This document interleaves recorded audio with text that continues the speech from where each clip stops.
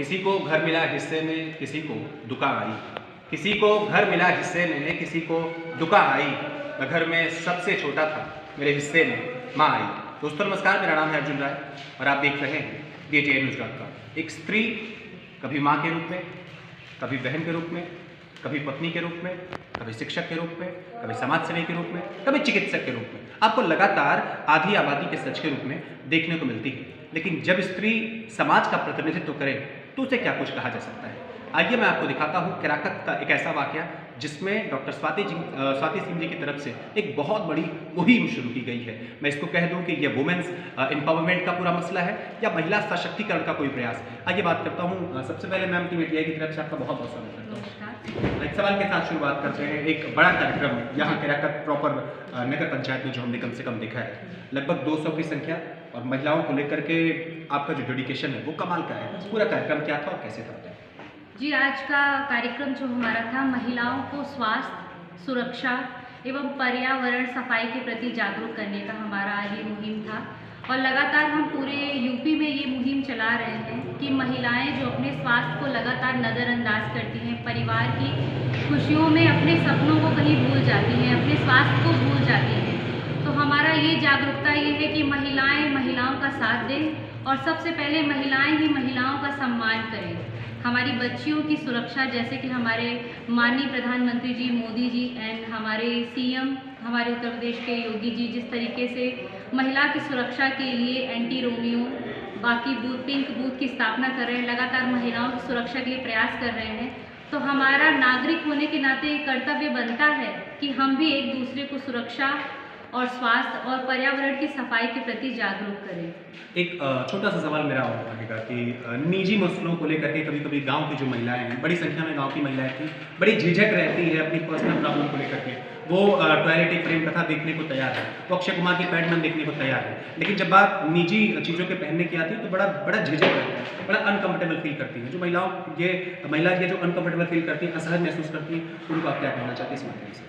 देखिए, ये मेरा ये मानना है कि हमारे देश में बचपन से ही बच्चियों को एक ऐसी परवरिश दी जाती है कि हमको इन चीज़ों से किसी से चर्चा नहीं करनी है। यहाँ तक कि बच्चियाँ अपनी माँ तक से इस बारे में छुपाती हैं और जो सवाल उनके मन में है कि हमारे साथ ये क्यों हो रहा है, क्या हो रहा है, ये हर महीने क्यों हो रहा है, क्या ये सबके साथ होता है, ये सवालों के जवाब माँ उन्हें नहीं देती है। और इस सवालों के जवाब अधिकतर वो इंटरनेट, मोबाइल या दोस्तों से खोजती है, जिसके कारण उसे गलत बातें पता चलती हैं और गलत चीज़ों से वो गलत ज्ञान अर्जित करती हैं और जो दिमागों में उनके गलत फहमियाँ भरती है, जिसके कारण हमारे समाज में जागरूकता की लगातार कमी देखने को आ रही है। तो सबसे पहले मैं चाहूँगी कि हमारी जो माँ है, बच्चों की जो माँ है, वो सबसे पहले खुद की सोच बदले और इसको एक कलंक, छुआछूत और पाप न समझें। ये हमारे जीवन का एक अभिन्न अंग है, इसको हम टुकरा नहीं सकते। ये हमारी एक जैविक प्रक्रिया है शरीर की और जो हमारे जीवन में बहुत आवश्यक है। अगर किसी महिला की शादी होती है तो सभी खुलेआम पूछते हैं कि खुशखबरी कब दे रही हो, खुशखबरी कब दे रही हो, लेकिन उस खुशखबरी के लिए सबसे ज़रूरी चीज़ जैविक प्रक्रिया जो है, उसके बारे में खुल के बात करने से आज भी हिचकिचाया जाता है। तो हमारी ये जागरूकता अभियान इसलिए है कि महिलाओं से खुल के बात करें।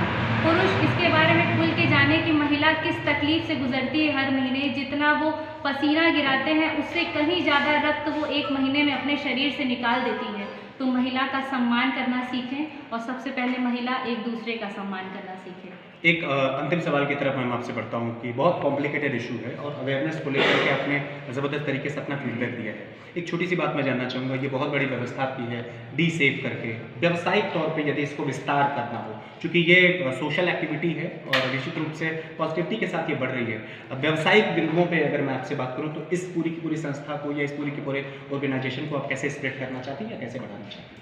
देखिए, हम लोग जो सैनिटरी पैड बना रहे हैं, जो मार्केट में विदेशी कंपनियां हैं, उन्होंने एक लोगों के दिमाग में एक मानसिकता बना रखी है कि हम पैड लेंगे तो सिर्फ यही लेंगे, यही हमारे लिए अच्छा है। लेकिन उसमें जो सेंट इस्तेमाल की जाती है, उसमें जो ड्राई नेट इस्तेमाल किए जाते हैं वो प्लास्टिक के बने होते हैं और जो ड्राई नेट होते हैं और जो सेंट इस्तेमाल की जाती है वो हमारे प्राइवेट पार्ट के लिए बहुत ही हानिकारक होती है।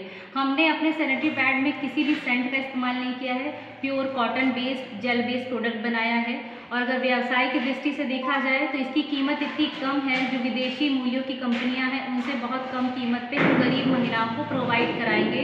और व्यवसाय से अगर जोड़ा जाए तो महिलाओं को व्यवसाय देने का भी हमारी कंपनी काम कर रही है, जिससे एक महिला हमारी कंपनी के साथ जुड़ के जो फ़ायदा दुकानदार लेते हैं, डिस्ट्रीब्यूटर्स लेते हैं, डीलर लेते हैं, होलसेलर्स लेते हैं, वो फ़ायदा हम सिर्फ अपनी महिलाओं को देना चाहते हैं। हम डायरेक्ट कंपनी से महिलाओं को जोड़ के उनसे डायरेक्ट ये व्यवसाय कराना चाहते हैं और ये बीच के जितने भी मीडिएटर हैं उनको हटा के सशक्तिकरण के माध्यम से महिलाओं को सशक्त बनाना चाहते हैं। जाते जाते यही कहूँगा, किसी ने कहा भी है, if you are not a part of solution then you are a problem. यदि आप किसी समस्या के समाधान नहीं हैं तो यकीनन आप सचमुच बहुत बड़ी समस्या है। बहुत सारी शुभकामनाएं स्वाति सिंह जी को, तरक्की करें, दिन दूनी तरक्की करें और महिलाओं को लेकर के आपका ये दृष्टिकोण पॉजिटिव बना रहे। नमस्कार।